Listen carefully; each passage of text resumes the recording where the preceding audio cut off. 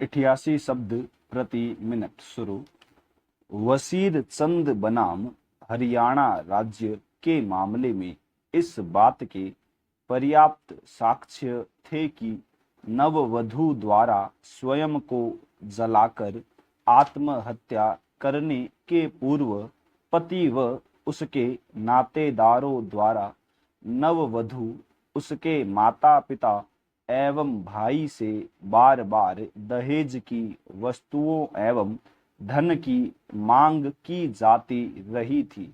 इस संबंध में वधू ने मृत्यु के पूर्व बयान भी दिए थे तथा मृत्यु के पश्चात पति के घर से दहेज की सामग्री भी बरामद हुई थी। पति को व्यापार करने हेतु 20-25 हजार रुपए की आवश्यकता थी, जिसकी मांग वह अपने ससुराल वालों से बार बार करता रहा, लेकिन वे उसकी इस मांग को पूरा करने में असमर्थ थे। इस मामले में यद्यपि पति तथा उसके नातेदारों के विरुद्ध हत्या धारा 300 तथा आत्महत्या के दुष्प्रेरण धारा 306 का अपराध सिद्ध नहीं हो सका, फिर भी न्यायालय ने अभियुक्तों को क्रूरतापूर्ण दहेज प्रताड़ना के अपराध के लिए धारा 498 क के अंतर्गत दंडित किया। पवन कुमार बनाम हरियाणा राज्य का वाद भी दहेज हत्या का प्रकरण था। इसमें उच्चतम न्यायालय ने यह विनिश्चित किया कि क्रूरता अथवा उत्पीड़न के लिए यह आवश्यक नहीं है कि यह शारीरिक ही हो, मानसिक यातना भी इसके लिए पर्याप्त होती है। विवाह के दूसरे दिन से ही रेफ्रिजरेटर, स्कूटर आदि लाने के लिए वधू को बार बार ताने मारना, दुर्व्यवहार करना मानसिक यंत्रणा है। मृत्यु के एक दिन पूर्व पति से झगड़ा होना, ये सारे तथ्य मृतका को आत्महत्या कारित करने को दुष्प्रेरित करते हैं। अतः साक्ष्य अधिनियम की धारा 113 ख के अधीन दहेज हत्या की उपधारणा अभी निर्धारित की गई तथा अभियुक्त की दोष सिद्धि में उच्चतम न्यायालय ने हस्तक्षेप करना आवश्यक नहीं समझा।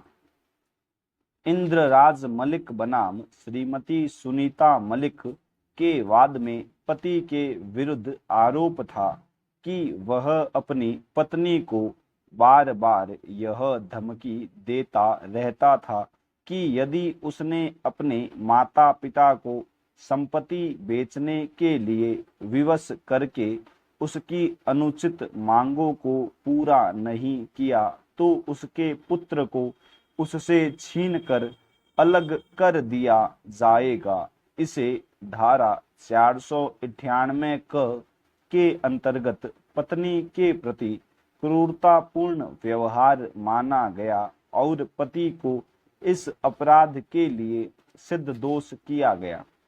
इस वाद में धारा 498 क के प्रावधानों को इस आधार पर चुनौती दी गई थी कि यह धारा संविधान के अनुच्छेद 14 तथा 20(2) के उपबंधों का उल्लंघन करती है, क्योंकि ये ही प्रावधान दहेज निवारण अधिनियम 1961 में भी दिए गए हैं।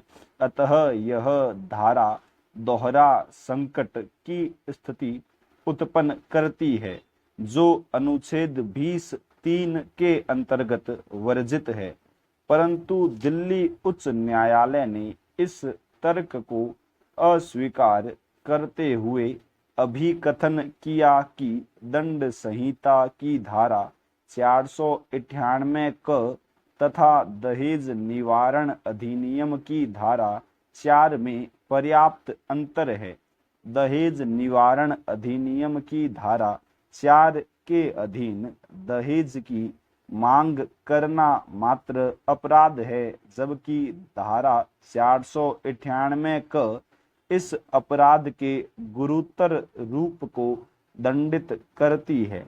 इस धारा के अनुसार पत्नी से या उसके नातेदारों से दहेज या संपत्ति या धन की मांग करना उस पत्नी के प्रति क्रूरता का अपराध माना जाएगा।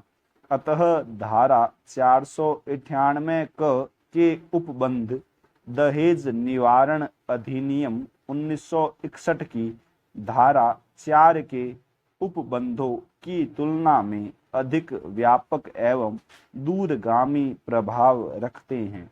इन दोनों धाराओं के बीच संबंध ठीक वैसा ही है जैसा कि भ्रष्टाचार निवारण अधिनियम की धारा 5(2) तथा दंड संहिता की धारा 409 के बीच संबंध है। शोभा रानी बनाम मधुकर रेड्डी के वाद में उच्चतम न्यायालय ने अभी निर्धारित किया कि धारा 498 क एक सर्वथा नवीन अपराध का सृजन करती है तथा इसके द्वारा क्रूरता शब्द को एक नया आयाम दिया गया है।